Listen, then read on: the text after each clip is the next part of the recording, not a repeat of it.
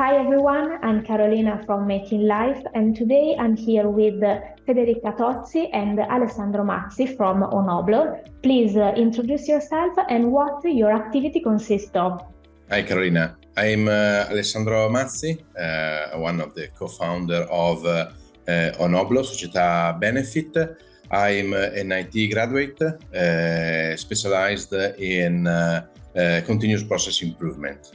My name is Federica Tozzi. I'm a psychiatrist by training.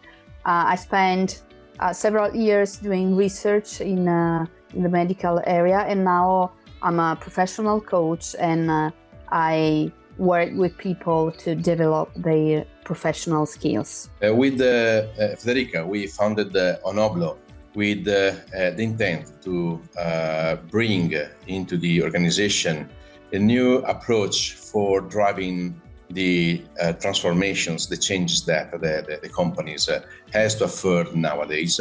In particular, for all those challenges that are requested by the market and that require the companies to think another way, an innovative way of doing what they have been used to do for so long time. We are talking about change in the processes, so in the way things are executed. We talk about change in the way the companies are organized. We, in particular, support the many companies and many people in the companies taking new roles, new management roles in the organization. Due to the IT background, we also assist companies in their digitalization path. Not selling any specific product, but more being a companion in understanding and developing the requirements based on a revision of the way of working that is good for the digitalization and with a specific attention to the people in the organization. Our tagline, Human Business Evolution, means exactly bringing the companies to a different stage by working and collaborating with the people to shape the future they are doing. Yeah, and I think the key of success of these projects is really how you do it. Not much what you do it. And that's why we use what we call transformational approaches. So we work with people when we do training with experiential training. So they actually are very involved. They experience and understand the concept, and then we help them to apply the concept to their reality. The same when we do consultancy. When we have to rethink a process, it's critical that you involve the people that work, that are part of that process to build their future. If you do that, you ensure success of the company. And that's the same thing when you work to transform a process, the way you work, the entire company toward sustainability. If you do that, starting with people, with the person who work in the company, then you ensure that that company will stay sustainable and will continue to transform in that direction. Some method we use, I'm certified facilitator for a Lego Serious Play method. We use other simulations and serious gaming, and then of course some approach and technique that derives from coaching. Can you give us some example of the possible application of these innovative methods for the companies that have decided to take sustainability so seriously? We very recently did a transformation, and we kind of setting up really kind of a standardized approach to do that, where we start from values. It's important that the company recognize the values that they want to have as a lead for their future, and we use Barrett as a reference for identifying the values. Then after this piece of work, we do Lego Serious Play workshop where the company is involved in literally building the vision of the future. And this really brings out all the best desire, the best willingness of the people involved to realize the best project possible. After that, we take the values, we take the vision, and we map that on what are the direction, the dimensions of sustainability that the company want to be involved and make sure that they make a difference for the specific area they choose. After that, we need to transform in actions. So what do you do? And that's a workshop. It depends, also from the dimension of the company, but it's usually 1 day workshop of work. Yeah, and once we have worked with the people normally in the top management of the company to understand what are the drivers and what are the directions they want to generate an impact in the future from a sustainability perspective, we help them in writing the formal sentences that need to be translated into the paper, and that need to go to the lawyer to certify the transformation of the company in a benefit company. We in Italy, one of the first countries in the world, have instituted since 2016 the benefit corporation as part of the normal form of organizations that the companies can take in Italy. We have been constituted social benefit, which is benefit corporation.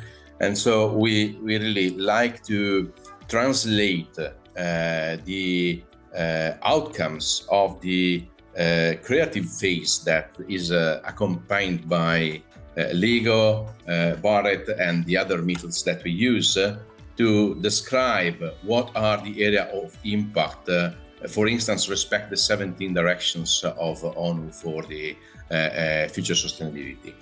And we normally apply this kind of approach to any type of transformation we work on within the company. Either that is for processes, organization, digitalization of processes, or sustainability. So I think you said it before, but can you please tell me what do you think could be the key of the success of this initiative to promote sustainability in the company? I think we really need to listen and pay attention and value the core of the company. We need to start from there. There are really many companies that are already benefit. They already make an impact, and they only need to kind of officialize this. So it's a small step. For other, the path is a bit longer, but it's matter of helping them to bring out what they already wish and want to realize.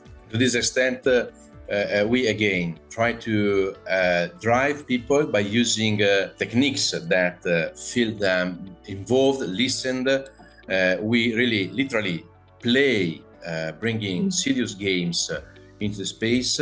If we want to review a process because they need to think a different way of producing their goods and so changing their value chain, we start from making them understand in a very deep way how their processes are working by using games that helps them to increase their ability to observe and understand what really happens in the ground. And we work in interfunctional groups to make everybody understand what are the implications of the changes that are occurring.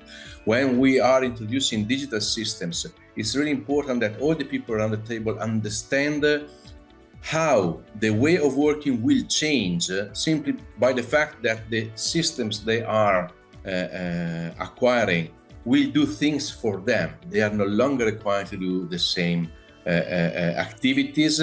Maybe they are required to do different activities, and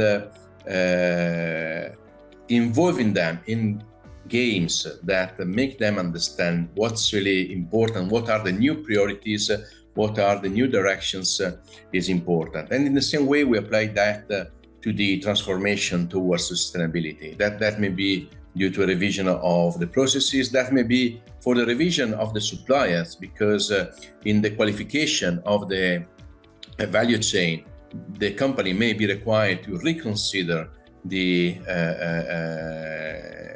supply line and understand who is really important to keep as a supplier and who is not following the sustainability principles that the company has decided to go through.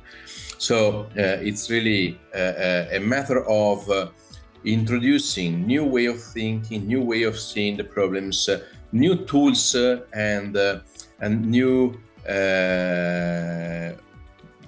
way of governing the company in order to make that functional to the transformation they want to achieve. So once that is done, and this is a medium to long path, because it's not easy to change a way of doing of people, then if we are talking about sustainability, then the change to sustainability starts, because at that point they will have goals to achieve for the sustainability, and we drive the people in understanding what are the actions they all need to put in place in order to achieve the goals they have, with regular checks on the progresses. One of the key principles that comes from the quality systems and the principle of quality introduced by Toyota first and then followed by many people is that without measuring there is no improvement. So we help people understand, for instance, how important it is to measure the progresses towards the sustainability. It's not just a matter of saying we want to produce less carbon impact. It's a matter of understanding where that is generated, how much we have in the space, just to make an example of one element.